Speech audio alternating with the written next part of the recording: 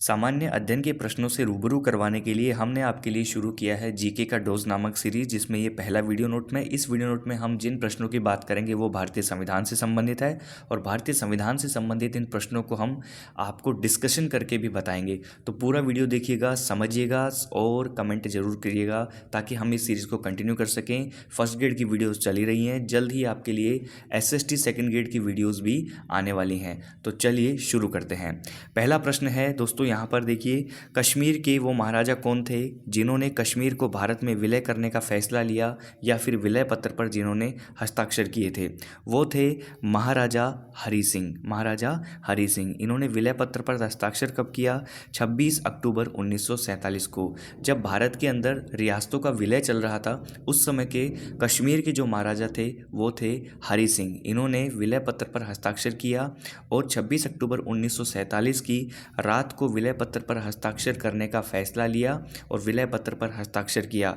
तब से कश्मीर भारत का क्या बन चुका था? हिस्सा बन चुका था। आपको ध्यान में होना चाहिए कि भारत का संविधान कब लागू हुआ था दोस्तों? 26 जनवरी 1950 को भारत देश का संविधान लागू हो गया था। ठीक है, तो प्रश्न पर डिस्कस करते हुए चलेंगे। एक क्वेश्चन पर लगभग 2-3 प्रश्न आपको क्लियर करवाने की कोशिश करेंगे। तो यदि हमारी मेहनत आपको अच्छी लगती है तो एक लाइक तो दोस्तों बनता है।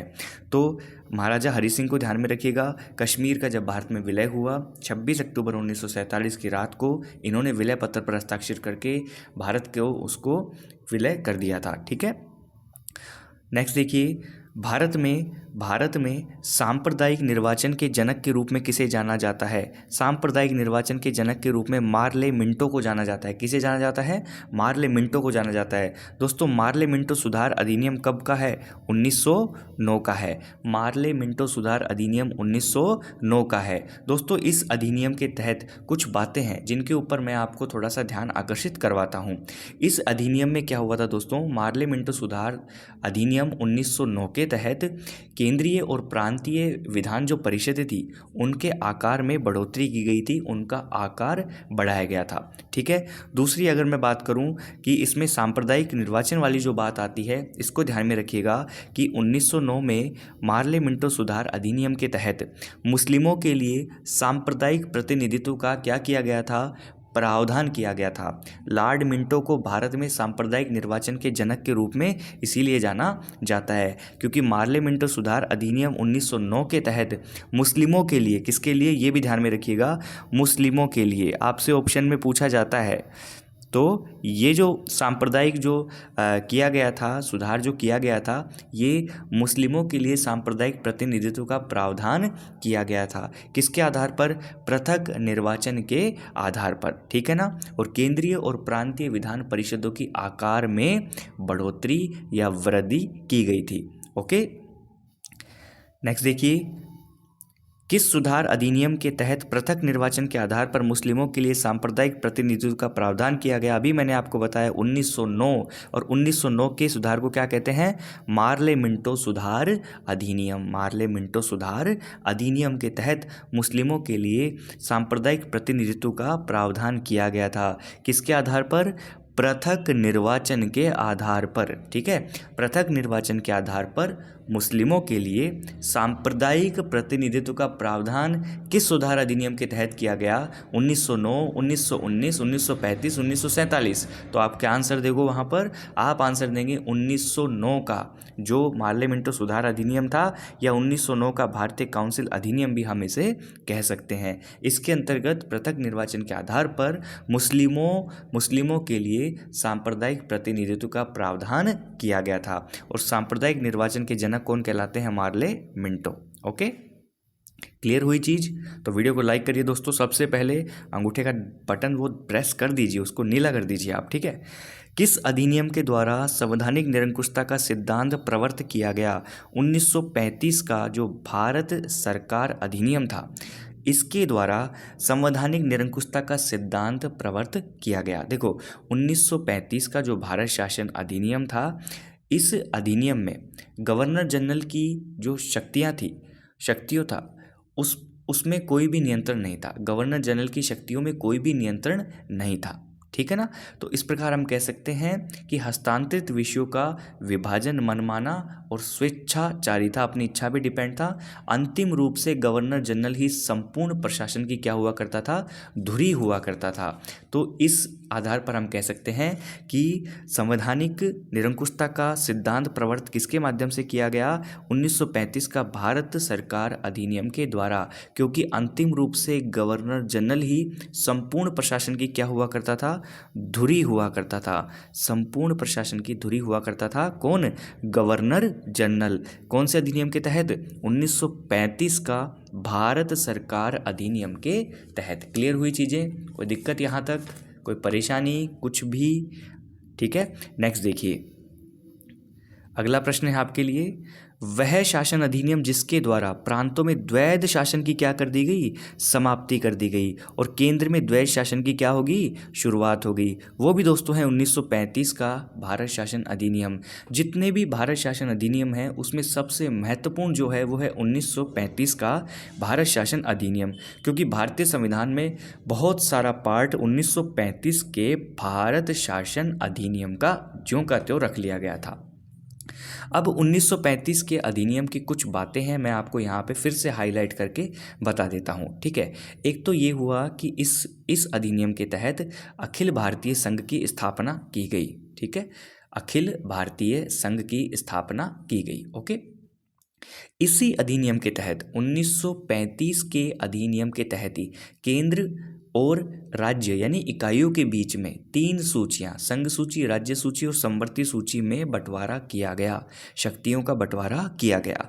और 1935 के भारत शासन अधिनियम के तहत ही जो अवशिष्ट शक्तियां थी वो किसको दे दी गई, वायसराय को। किसको दे दी गई, वायसराय को। क्या क्या बताया मैंने, अखिल भारतीय भारत संघ की स्थापना 1935 के भारत शासन अधिनियम, केंद्र और राज्य या केंद्र और इकाइयों के बीच में 3 सूचियों में शक्तियों का बंटवारा किया, राज्य सूची, समवर्ती सूची और संघ सूची। इसी के आधार पर अवशिष्ट शक्तियां किसको प्रदान की गई थी, वायसराय को प्रदान की गई थी। ठीक है ना, ये क्लियर कर लेना। और प्रांतों में द्वैध शासन की समाप्ति 1935 के भारत शासन अधिनियम के द्वारा, और केंद्र में द्वैध शासन की शुरुआत 1935 के भारत शासन अधिनियम के द्वारा हुई थी। ओके, क्लियर है ये चीज़, कोई दिक्कत, कोई परेशानी?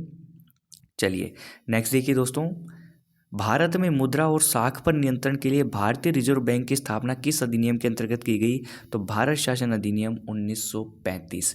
भारत शासन अधिनियम 1935 के तहत मुद्रा और साख पर नियंत्रण के लिए किस संस्था की स्थापना की गई, भारतीय reserve bank, reserve bank of India. Reserve bank of India की स्थापना किस अधिनियम के तहत हुई, 1935 के अधिनियम के तहत। ओके, नेक्स्ट देखिए दोस्तों, कोलकाता के गवर्नर को बंगाल का गवर्नर जनरल कब बना दिया गया, ये पद का नाम कब दिया गया, तो 1773 का रेगुलेटिंग एक्ट जो था उसके माध्यम से किसको, कलकत्ता के गवर्नर को क्या बना दिया गया, गवर्नर जनरल बना दिया गया। कब बना दिया गया, 1773 के रेगुलेटिंग एक्ट के माध्यम से। 1773 के रेगुलेटिंग एक्ट यानी रेगुलेटिंग अधिनियम में ये कहा गया कि भारत में जो कंपनी थी ईस्ट इंडिया कंपनी, तो भारत में कंपनी के अधीन जो भी क्षेत्र हैं, जो ब्रिटिश संसद को विधि बनाने का उसके ऊपर पूरा अधिकार है। ठीक है, इसके अलावा जो प्रावधान थे उसमें ये है स्पेशल कि कोलकाता के किसको, गवर्नर को क्या बना दिया, बंगाल का गवर्नर जनरल पद बना दिया गया 1773। बंगाल के प्रथम गवर्नर जनरल कौन बने फिर, Warren Hastings. Warren Hastings Bengal के प्रथम गवर्नर जनरल बने थे। ध्यान में रखिएगा, बंगाल के प्रथम गवर्नर जनरल कौन बने थे, वॉरेन हेस्टिंग्स। ओके, ठीक है जी, कोई दिक्कत, कोई परेशानी? चलो नेक्स्ट देखिए, 1774 में कोलकाता में सर्वोच्च न्यायालय की स्थापना की गई थी। इसके मुख्य न्यायाधीश कौन थे, सर एलिजा MP, है ना। तो 1773 के देखो, 1774 में तो कोलकाता में सर्वोच्च न्यायालय की स्थापना होती है, लेकिन ये किस एक्ट के माध्यम से होती है, 1773 के रेगुलेटिंग एक्ट के माध्यम से 1774 में कोलकाता में एक सर्वोच्च न्यायालय की स्थापना होती है। अब हम ये कह सकते हैं कि ये कोई देश का सर्वोच्च न्यायालय नहीं था, ये कोई देश का सर्वोच्च न्यायालय नहीं था, क्योंकि देश के सर्वोच्च न्यायालय की स्थापना तो कब हुई थी? भारत शासन अधिनियम 1935 के माध्यम से। भारत शासन अधिनियम 1935 के माध्यम से देश में संघीय न्यायालय की स्थापना की गई थी। और ये क्या था? ये कोलकाता का सर्वोच्च न्यायालय था। ओके, इसके मुख्य न्यायाधीश कौन थे? Elijah Impey. इसके मुख्य न्यायाधीश कौन थे? Elijah Impey. इसमें मुख्य न्यायाधीश थे और 3 अन्य न्यायाधीश भी थे। ओके, नेक्स्ट देखिए, अधिनियम के किस अधिनियम के तहत बंगाल के गवर्नर जनरल को भारत का गवर्नर जनरल बना दिया?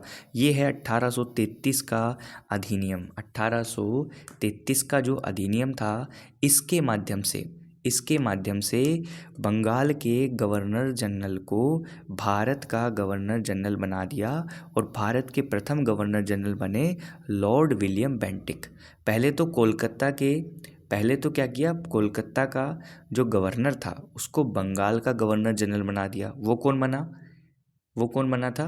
Warren Hastings. ओके, फिर बंगाल के गवर्नर जनरल पद को किस में बदल दिया गया? 1833 के भारत शासन अधिनियम के तहत भारत का गवर्नर जनरल। और ये कौन बना था? Lord William Bentinck. Lord William Bentinck आपको ध्यान में रहना चाहिए, ठीक है? ओके, क्लियर है ये चीज? चलिए अब आगे चलें। नेक्स्ट प्रश्न देखिए,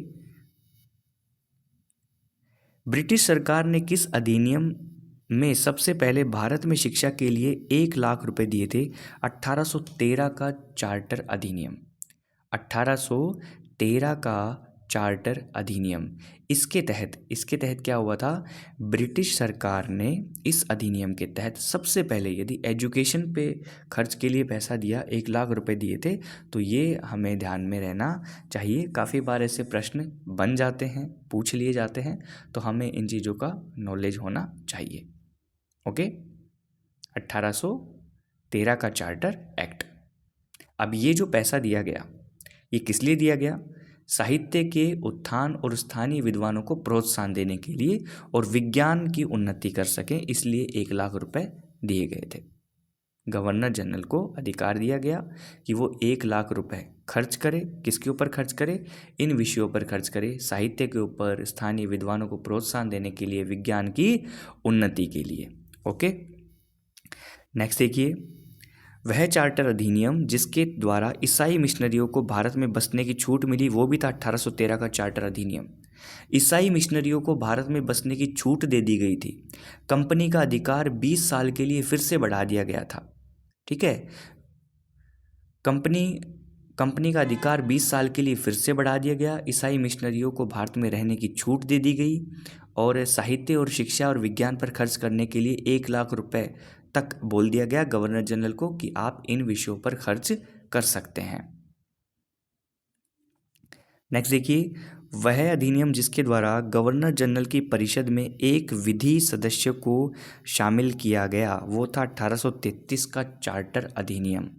गवर्नर जनरल की परिषद में एक विधि सदस्य को शामिल किया गया, वो था 1833 का चार्टर अधिनियम। ठीक है ना? बिल्कुल क्लियर हुआ? कोई दिक्कत?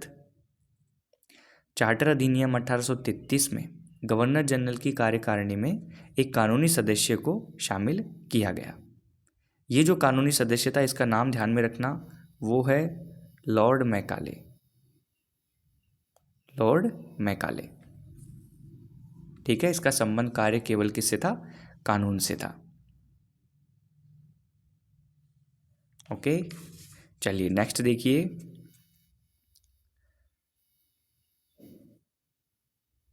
भारतीय स्वतंत्रता का अधिकार पत्र किसे कहा जाता है?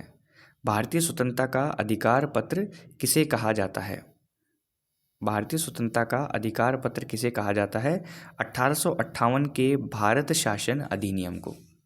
1858 के भारत शासन अधिनियम को भारतीय स्वतंत्रता का अधिकार पत्र कहा जाता है। क्या कहा जाता है? भारतीय स्वतंत्रता का अधिकार पत्र कहा जाता है। ठीक है। तो दोस्तों ये कुछ प्रश्न थे आपके लिए, आप सभी के लिए, जिसको आपने इन वीडियो नोट्स में देखा समझा। इस 1858 के भारत शासन अधिनियम को भारतीय स्वतंत्रता का अधिकार पत्र कहा गया, क्योंकि इसमें एक परिवर्तन हुआ। इसमें परिवर्तन ये हुआ कि भारत का शासन किसके हाथ में, सीधे महारानी विक्टोरिया के हाथ में चला गया था। सीधे महारानी विक्टोरिया के हाथ में चला गया था। इसमें एक परिवर्तन और होता है, गवर्नर जनरल का नाम बदलकर क्या कर दिया गया, वायसराय। क्या कर दिया गया, वायसराय। गवर्नर जनरल का नाम बदलकर वायसराय कर दिया गया। ओके, तो ये प्रश्न थे, मैंने आपको बताए। आपको कैसे लगे अपना कमेंट बॉक्स में ज़रूर छोड़िएगा, क्योंकि अन्य विषयों पर भी आपके साथ हम रूबरू होंगे। Thank you so much for watching this video, please share it.